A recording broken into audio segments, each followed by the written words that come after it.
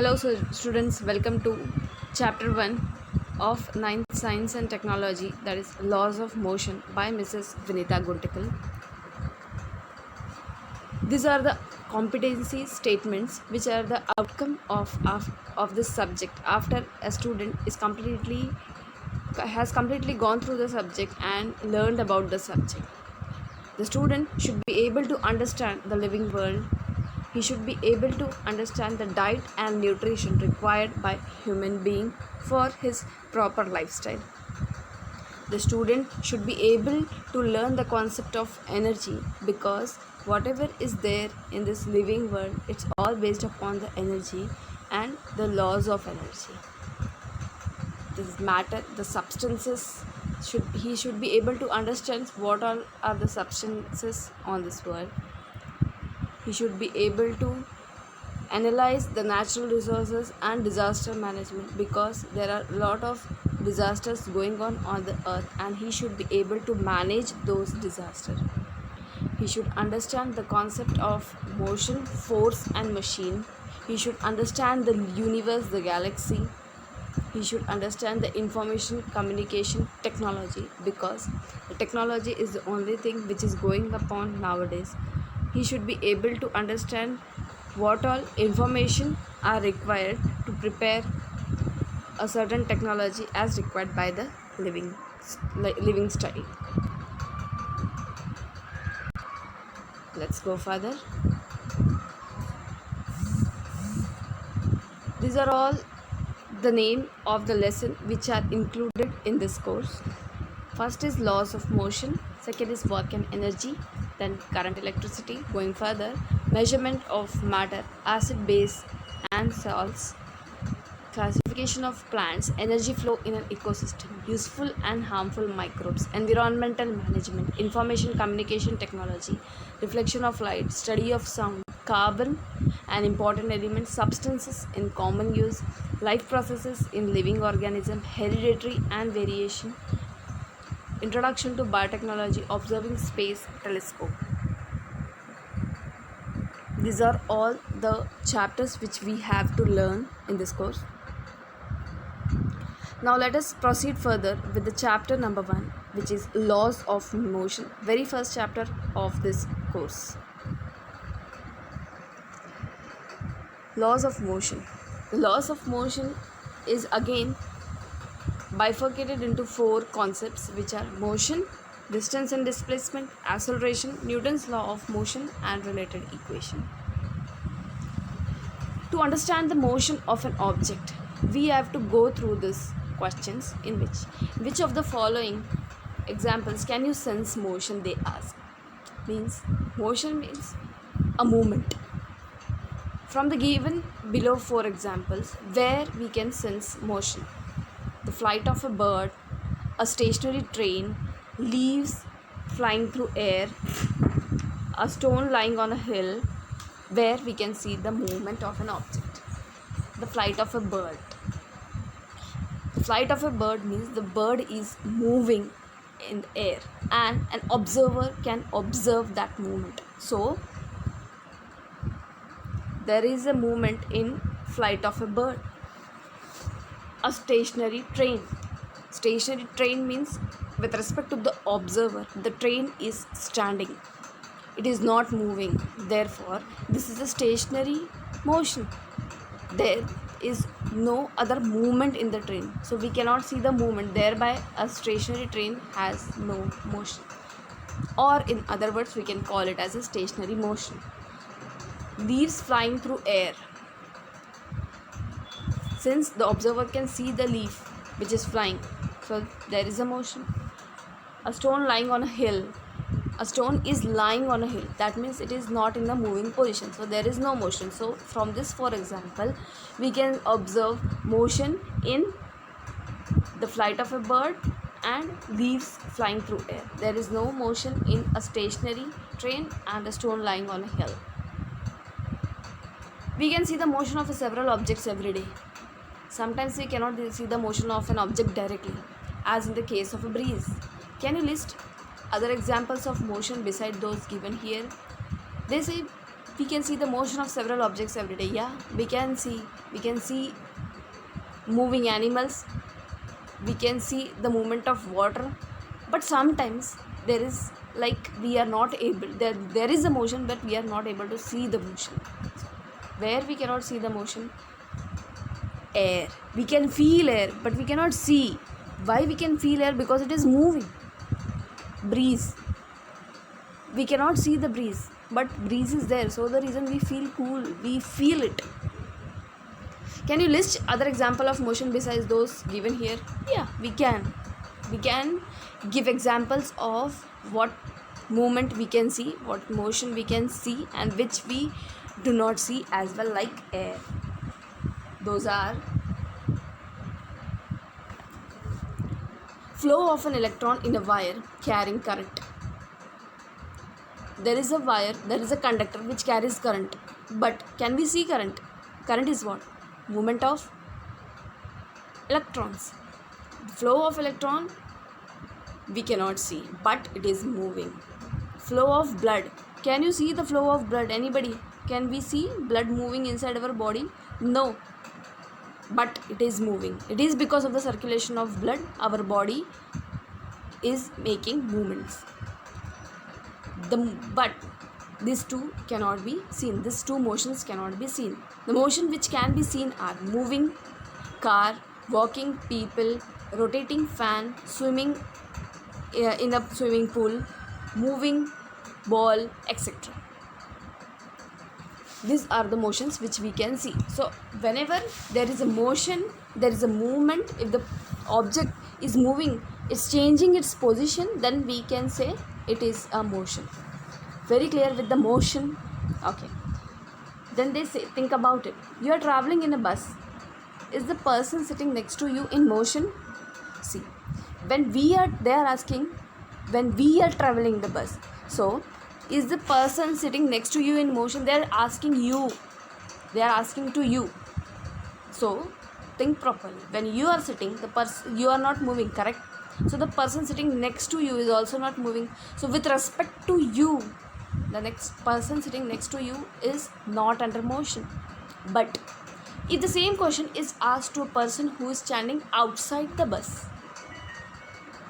so according to them, with respect to them, we are under motion. The person sitting inside the bus is under motion for the person standing outside the bus, because the bus is moving, therefore the person sitting inside is also moving. So the concept of motion is a relative concept. We call it as a relative motion because it is related to the observer. So we call it as a relative motion. What do you take into consideration to decide if an object is moving or not? So the consideration is very important. If we can see thing moving, that is with respect to observer, movement is present and position is changed, it is called as motion. So which is a relative motion. The consideration is the change in the position of the object with respect to the observer. This is a very important consideration to define the term relative motion. We shall go further. See the first figure over here. What they say, measure the distance between the point A and B in different ways as shown in the figure 1.1a. You have to observe this figure only. Okay, let's go through it. Let us see the distances. First, there are three ways with respect to the figure we can see the distances. First, going this way from A to B. Okay, A to B we are going from this way. So there is one distance we can calculate. Let us calculate the distance this way. This is another way to see the distance, to measure the distance. One more, which is this, direct from A to B. This is another type from where we can measure the distance. In the three measurements, we will get the three different magnitude of distance. Correct? Okay? But from this, we will be able to understand the concept of distance and displacement. This distance which we are calculating from A to B directly, it is the shortest distance. It is the shortest distance which we will calculate. The last one. Okay. Whereas going from A to B, this way is another one. This way is another one. This is the third one. Okay. All of the three are having three different magnitudes.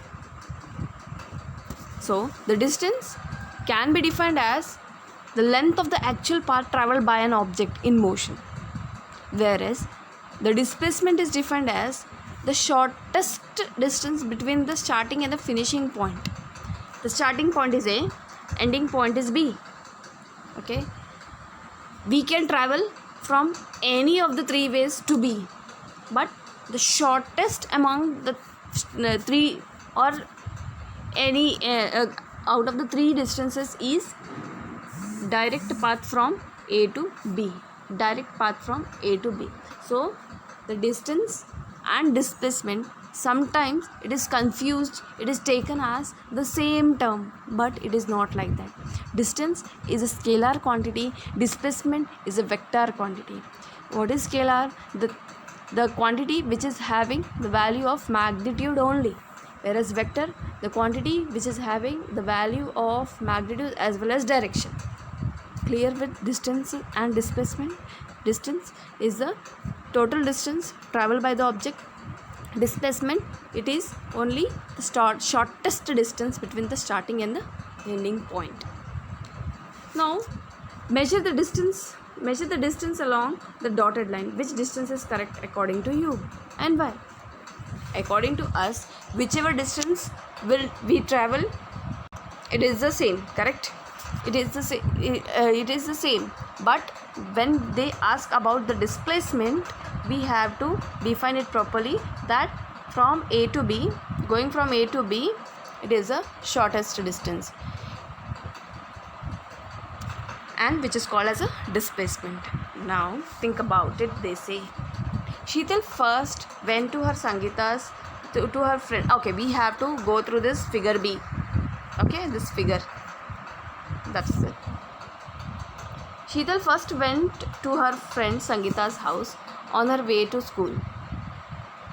Okay, Sheetal told, let us not go directly to school. We shall go to our friend first, Sangeeta, and then we shall go to school.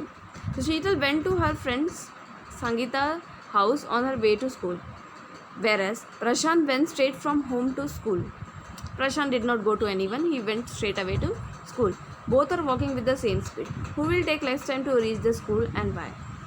Okay. Sheetal, she went here, so 500 meters she travelled. Then along with Sangeeta, Sheetal travelled path B, which is 1200 meters. The total distance travelled by Sheetal is 1700. 500 plus 1200, which is 1700 meters. The distance travelled by Prashant, who went directly from home to school, is 1300 meters. Okay, it is 1300 meters. So obviously both are travelling with the same speed, they say. Since both are travelling with the same speed, they say the distance travelled by Sheetal, it is 1700, whereas the distance travelled by Prashant is 1300. Okay. In the above example, is there difference between the actual distance and the distance travelled? Yeah, let's see.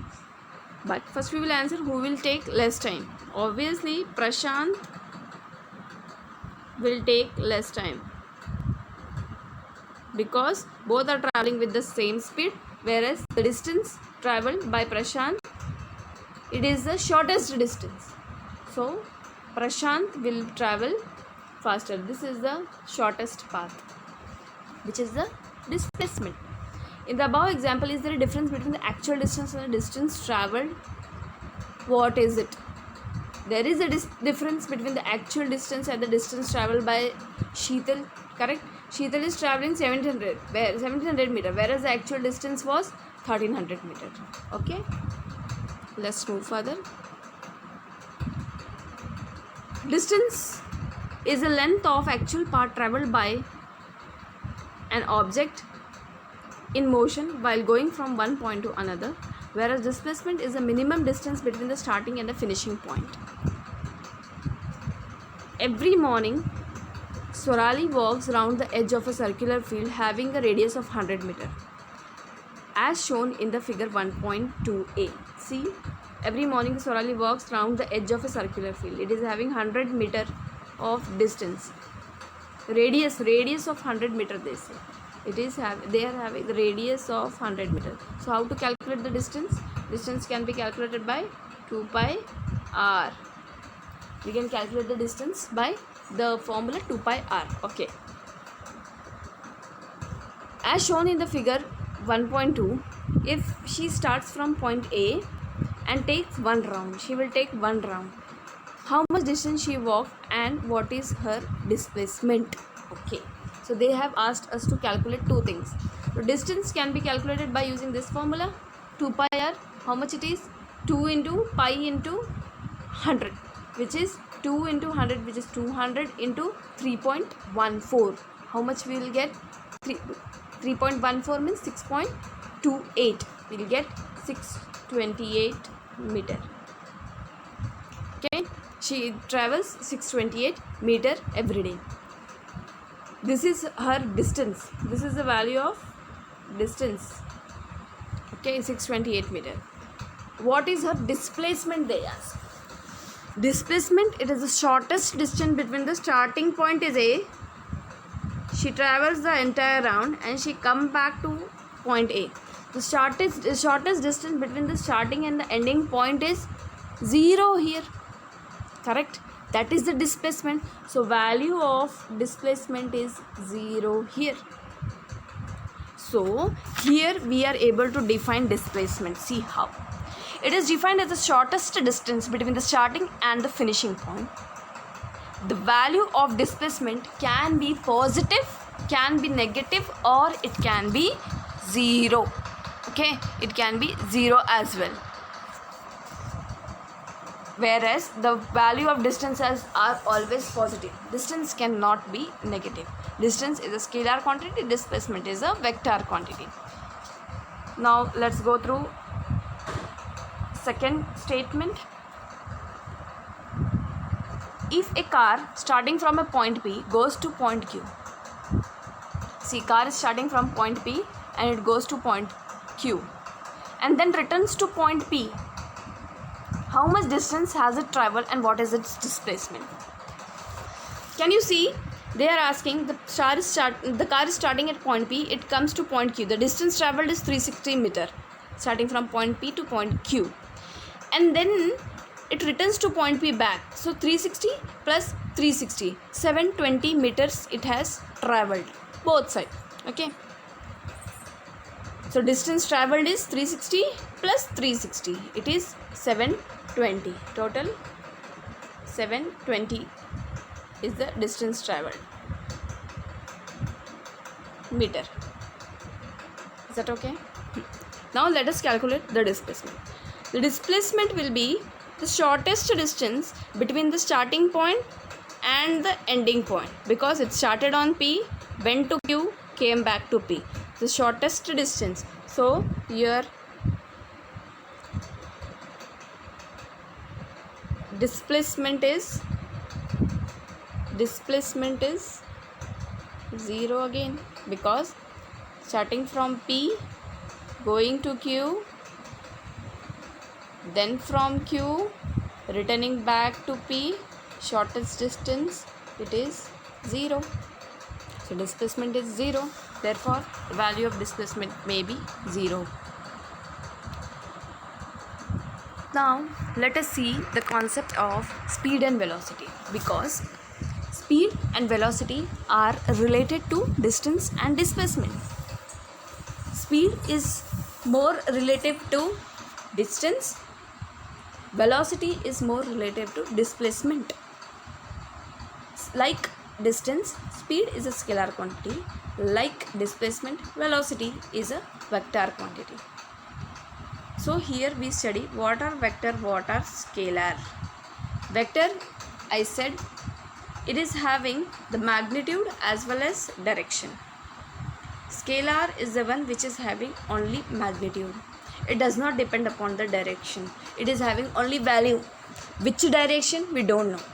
Whereas when we need the knowledge of direction, we should see for vector quantities, because it will define the direction as well, as in the case of displacement. Which of the following quantities, distance, speed, velocity, time and displacement, are scalar and which are vector? So we already said that distance and speed are scalar, velocity is vector, time is not upon direction, time is a scalar quantity, and displacement is a vector quantity. Speed is equal to total distance traveled upon time required. This is a speed is equal to distance upon time. We all of us are very much aware with this formula. So when we define speed, we define it as the total distance traveled upon the time required. The distance traveled in the particular direction by an object in unit time is called its velocity.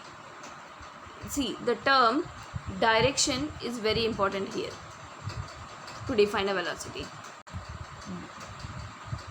Here unit time can be 1 second, 1 minute or 1 hour, etc. If large unit are used, 1 year can also be used as a unit of time, like when we are discussing about Earth. So Earth, what does it take? It complete 1 revolution per day. Okay, it completes 1 revolution per day, whereas it completes 1 rotation in 1 year. So we calculate it based upon an year. 1 year. So 1 year also is a period for Earth. Okay, the displacement that occurs in unit time is called as a velocity. When we define speed, we talk about distance. When we define velocity, we talk about displacement. We talk about displacement upon time. We have to remember the unit of a speed and velocity are same, which is what? Meter per second. How we define the unit? See, the displacement, or when you talk about the distance, when you talk about the distance is measured in meters and time is measured in second. So your answer comes out to be, your unit comes out to be meter per second, or in CGS it is centimeter per second, whereas in SI it is meter per second. Speed is related to distance. Speed is related to distance, while velocity is related to displacement. If the motion is along a straight line, the value of speed and the velocity are same. Otherwise they can be different. Velocity is a displacement that occur in unit time. It is a displacement which occur in a unit time. So the distance traveled or the displacement occurred in a unit time, it is defined as a speed, and it may be defined as a velocity depending upon we calculate the distance or we calculate the displacement. In the first example on page 1, this one we have to observe. The straight line distance between the house of Sheetal and Sangeeta is 500 meter. Yeah, Sheetal and Sangeeta, it is 500 meter. And that between Sangeeta house and school is 1200 meter. Sangeeta house and school, it is 1200 meters. Also the straight line distance between Sheetal and school is 1300 meter. Suppose Sheetal take 5 minutes to reach Sangeeta's house. Means to travel this 500 meter, the path A, Sheetal requires 5 minutes. And then 24 minutes to reach school from there. So to travel 1200 meter, she required 24 minutes. Here 5 minutes, here 24 minutes, they say. Then Sheetal's speed along path A. Speed is equal to distance upon time. This formula we know. So we will be able to calculate the Sheetal's speed. But remember the word speed. Speed is distance upon time along path A. Path A is having 500 meter distance that can be traveled in 5 minutes. So 500 upon 5 minutes is equal to 100 meter per minute. Now they ask us to calculate Sheetal's speed along path B. Speed is equal to distance upon time. Path B is having 1200 meter. So for traveling 1200 meters, she required 24 minutes. So 1200 upon 24 is equal to 15 minutes. 50 meter per minute. Sheetal average speed. What is her average speed? It is the total distance upon total time. Since the word average has come, we have to take the total distance upon total time. So Sheetal has travelled total 500 meter plus 1200 meter, which is 1700 meter in total 5 minutes plus 24 minutes, which is 29 minutes. So 1700 meter upon 29 minutes is equal to 58.6 meter per minute. It is her average speed. Sheetal's velocity. So when we talk about the term velocity, we should consider the displacement. The starting point of Sheetal is this house, it's her house, and the ending point is school. So shortest distance between the starting point and the ending point where she terminated the walk is 1300 meter. She traveled this in 29 minutes. 1300 meter upon 29 minutes, which is 44.83 meter per minute for Sheetal. It is her velocity. So we have to be aware, be very careful about the word speed and velocity. Speed related to distance, velocity related to displacement. Let's see further. So from today's lecture 1, we are able to conclude something. We are with some in shorts. Shall we go through it? Yeah, sure. We shall see. We shall go through this in shorts. Whatever we have studied, we shall quickly recall it. Introduction of motion. We first saw what is motion. Then we define the difference between the distance and the displacement. I'm sorry, I didn't. This has been hidden. It is DISPLACEMENT. The difference between distance and displacement. The difference between velocity and speed. We are much aware about the basics of motion, distance, displacement, velocity and speed out of the first lecture. Here we also understand what is scalar quantity and what are vector quantity, because all the terminologies, all the terms of measurement, they all are defined into scalar and vector quantity, because some are having only magnitude, some do have direction. Like we should able to define the direction, because depending upon the direction only we will be able to get the position, we will be able to get the direction in which they are moving. That is all for today. Thank you so much.